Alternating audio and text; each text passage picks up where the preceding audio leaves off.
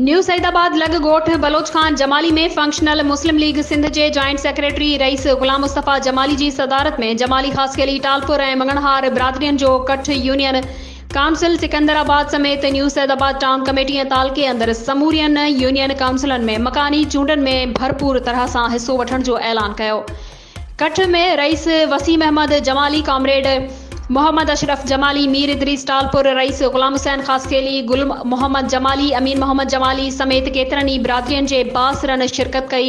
Media सां ॻाल्हाईंदे rice गुलाम मुस्तफ़ा जमाली ऐलान कयो त पीर सदरुद्दीन शाह राश्ती जी हिदायत ते town committee Matiari, town committee Hala, town committee Bhitshah, town committee new Saeedabad, town committee Udero Lal station ऐं टाउन कमेटी पुराणा हाला समेत समूरियुनि यूनियन काउंसिलनि जी मकानी इदारनि चूंडनि में भरपूर हिसो वठणु ॾींदो।